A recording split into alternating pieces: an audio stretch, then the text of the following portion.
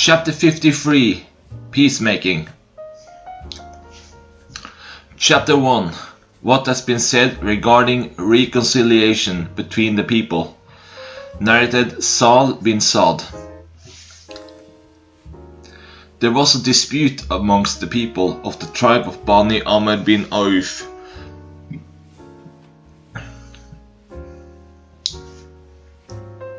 The prophet went to them along with some of his companions in order to make peace between them. The time for the prayer became due, but the prophet did not turn up. Bilal pronounced the adhan, call, for the prayer, but the prophet did not turn up. So Bilal went to Abu Bakr and said, "The time for the prayer is due, and the prophet I detained. Would you lead the people in the prayer?" Abu Bakr replied, "Yes, you wish." So Bilal pronounced the Iqama of the prayer, and Abu Bakr went ahead to lead the prayer. But the prophet came walking among the rows till he joined the first row. The people started clapping, and they clapped too much, and Abu Bakr used not to look hither and thither in the prayer, but he turned round and saw the prophet standing behind him. The prophet beckoned him with his hand to keep on praying where he was. Abu Bakr raised his hand and praised Allah, and then retreated till he came in the first row, and the prophet went ahead and led the people in the prayer. When the prophet finished the prayer, he turned towards the people and said, "O people, when something happens to you during the prayer, you start clapping. Really, clapping is permissible for a woman only. If something happens to one of you in his prayer, he should say, 'Subhanallah, glorified be Allah.' For whoever hears him saying so will direct his attention towards him. O Abu Bakr, what prevented you from leading the people in the prayer when I beckoned to you to continue?" Abu Bakr replied, "I did not befit the son of Abu Kuhafa to lead the prayer in front of the prophet." Narrated Anas. It was said to the prophet, "Would that you see Abdullah bin Ubay." So the prophet went to him, riding a donkey, and the Muslims accompanied him, walking on salty, barren land. When the prophet reached Abdullah bin Ubay, the latter said, "Keep away from me. By Allah, the bad smell of your donkey has harmed me." On that, an Ansari man said to Abdullah, "By Allah, the smell of the donkey of Allah's messenger is better than your smell." On that, a man from Abdullah's tribe got angry for Abdullah's sake, and the two men abused each other, which caused the friends of the two men to get angry, and the two groups started fighting with sticks, shoes and hands. We were informed that the following divine verse was revealed in this concern. "And if two groups of believers fall to fighting, then make peace between them." 49:9. Chapter 2. He who makes peace between the people is not a liar. Narrated Kulthum bint Uqba, that she heard Allah's messenger saying, "He who makes peace between the people by inventing good information or saying good things is not a liar."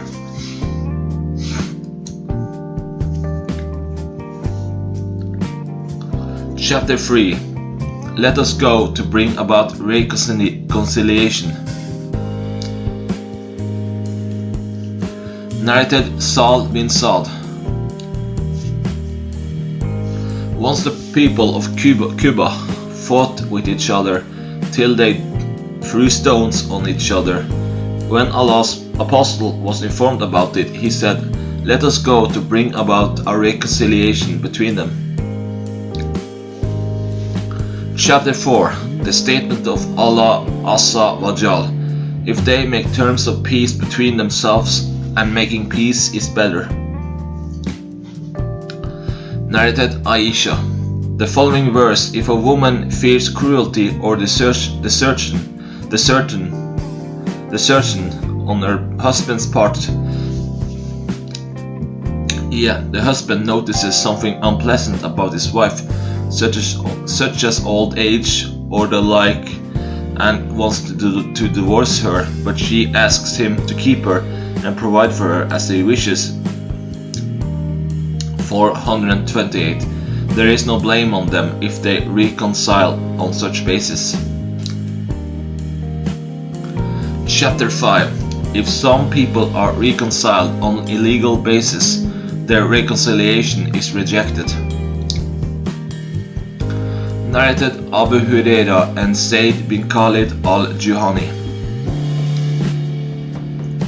A Bedouin came and said, O Allah's Messenger, judge between us according to Allah's laws. His opponent got up and said, He is right, judge between us according to Allah's laws. The Bedouin said, My son was a laborer working for this man, and he committed illegal sexual intercourse with his wife. The people told me that my son should be stoned to death. So, in lieu of that, I paid a ransom of 100 sheep and a slave girl to save my son.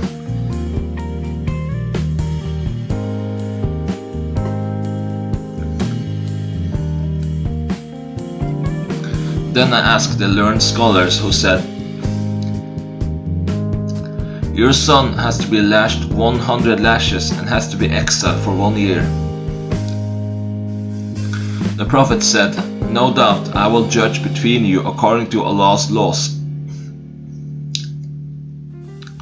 The slave girl and the sheep are to go back to you, and your son will get 100 lashes and 1 year exile. He then addressed somebody.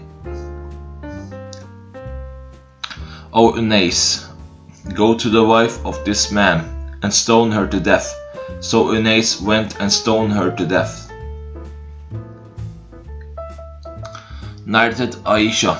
Allah's Messenger said, If somebody innovates something which is not in harmony with the principle of our religion, that thing is rejected. Chapter 6. How to write reconciliation. Narrated Al-Bara bin Asib.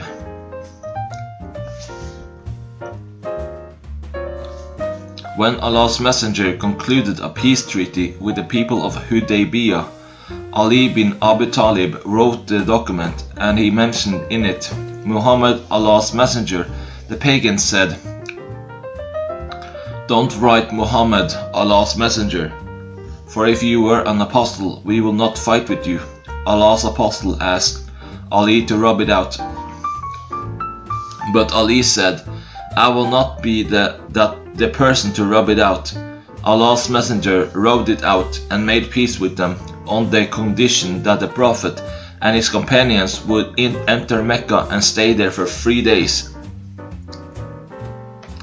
and that they would enter with their weapons in cases. Narrated Al-Bara. When the Prophet intended to perform Umrah in the month of Dhul Qa'dah, the people of Mecca did not let him enter Mecca till he settled the matter with them by promising to stay in it for 3 days only. When the document of treaty was written, the following was mentioned. These are the terms on which Muhammad, Allah's Messenger, agreed to make peace. They said, We will not agree to this, for if we believed that you are Allah's Messenger, we would not prevent you. But you are Muhammad bin Abdullah, the Prophet, said, I am Allah's Messenger, and also Muhammad bin Abdullah. Then he said to Ali, Rub off the words Allah's Messenger.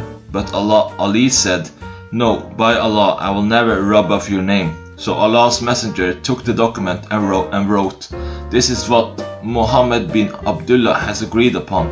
No arms will be brought into Mecca except in their cases, and nobody from the people of Mecca will be allowed to go with him, yet the Prophet, even if he wished to follow him, and he, the Prophet, will not prevent any of his companions from staying in Mecca if the latter wants to stay. When the Prophet entered Mecca and the time limit passed, the Meccans went to Ali and said, Tell your friend, the Prophet, to go out, as the period agreed to has passed. So the Prophet went out of Mecca. The daughter of Hamza ran after them, the Prophet and his companions, calling, O uncle, O uncle. Ali received her and led her by the hand and said to Fatima, Take your uncle's daughter. Said and Jafar quarreled about her. Ali said, I have more right to her, as she is my uncle's daughter. Jafar said, She is my uncle's daughter, and her aunt is my wife. Said said, She is my brother's daughter. The Prophet judged that she should be given to her aunt, and said that the aunt was like the mother. He then said to Ali, You are from me, and I am from you, and said to Jafar, You resemble me both in character and appearance, and said to Said, You are our brother in faith and our freed slave. Chapter 7. To make peace with al-Mushrikun. Narrated Al-Bara bin Asib Ra. On the day of Hudaybiyah, the Prophet made a peace treaty with the al-Mushrikun on 3 conditions. 1. The Prophet would return to them any person from al-Mushrikun, polytheists, idolaters, pagans.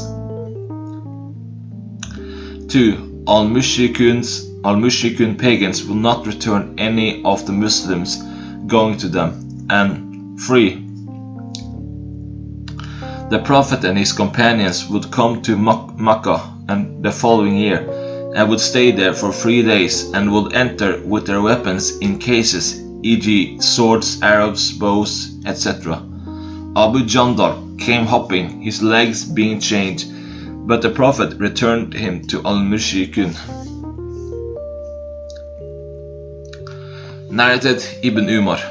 Allah's messenger set out for the Umrah, but the pagans of Quraysh prevented him from reaching the Kaaba. So he slaughtered his sacrifice and got his head shaved at Al-Hudaybiyah, and agreed with them that he would perform Umrah the following year, and would not carry weapons except swords, and would not stay in Mecca except for the period they allowed.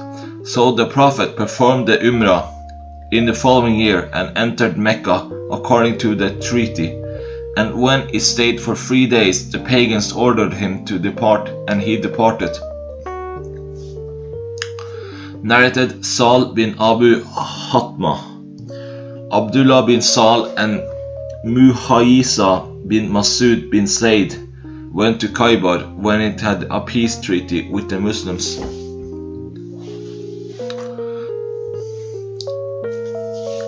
Chapter 8. Agreement about Diya, blood money. Narrated Anas. Ar-Rabi, the daughter of An-Nadir, broke the tooth of a girl, and the relatives of Ar-Rabi requested the girl's relatives to accept the irsh, compensation for wounds, etc., and forgive the offender, but they refused. So they went to the Prophet, who ordered them to bring about retaliation. Anas bin An-Nadir asked, O Allah, Apostle,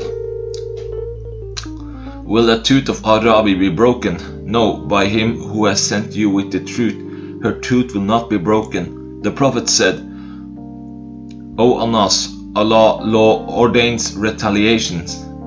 Later the relatives of the girl agreed and forgave her. The Prophet said, There are some of Allah's slaves who, if they take an oath by Allah, are responded to by Allah. Their oath is fulfilled. Anas added, the people agreed and accepted the irsh.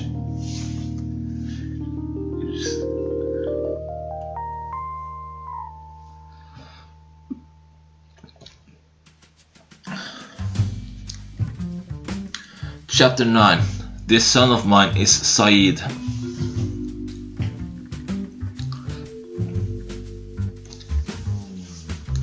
Narrated Al-Hasan al-Basri. By Allah, Al-Hasan bin Ali led large battalions like mountains against Muawiyah. Amr bin al-As said to Muawiyah, I surely see battalions which will not turn back before killing their opponents. Muawiyah, who was really the best of two men, said to him, O Amr, if these kill those and those kill these, who will be left with me for the jobs of the public? Who will be left with me for their women? Who will be left with me for their children? Then Muawiyah sent two Qurayshi men from the tribe of Abd Ishams, called Abdurrahman bin Sumura and Abdullah bin Amir bin Quraysh, to Al-Hasan, saying to them, Go to this man, Al-Hasan, and negotiate peace with him, and talk and appeal to him. So they went to Al-Hasan and talked and appealed to him to accept peace. Al-Hasan said, We, the offspring of Abdul Muttalib, have got wealth, and people have indulged in killing and corruption, and money only will appease them. They said to Al-Hasan, Muawiyah offers you so and so, and appeals to you and entreats you to accept peace. Al-Hasan said to them, But who will be responsible for what you have said? They said, We will be responsible for it. So whatever Al-Hasan asked, they said, We will be responsible for it for you. So Al-Hasan concluded a peace treaty with Muawiyah. Al-Hasan al-Basri said, I heard Abu Bakr saying, I saw Allah's messenger on the pulpit, and Al-Hasan bin Ali was by his side. The Prophet was looking once at the people and once at Al-Hasan bin Ali, saying, This son of mine is a Saeed, a noble, and may Allah make peace between two big groups of Muslims through him. Chapter 10. Should the Imam suggest reconciliation? Narrated Aisha. Once Allah's messenger heard the loud voices of some opponents quarreling at the door. One of them was appealing to the other to deduct his debt and asking him to lenient, but the other was saying, By Allah, I will not do so. Allah's messenger went out to them and said, Who is the one who was swearing by Allah that he would not do a favor? The man said, I am that person. O Allah's messenger, I will give my opponent whatever he wishes. Narrated Abdullah bin Ka'b bin Malik from Ka'b bin Malik. Abdullah bin Abu Hadrad al-Aslami owed Ka'b bin Malik some money. One day the latter met the former and demanded his right, and their voices grew very loud. The Prophet passed by them and said,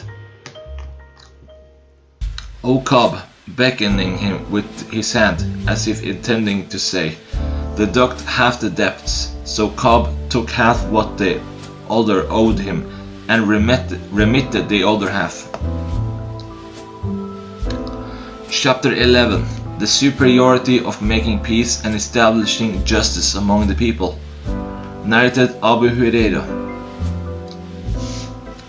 Allah's messenger said, There is a sadaqah to be given for every joint of the human body, and for every day on which the sun rises there is a reward of a sadaqah, a charitable gift, for the one who establishes justice among the people.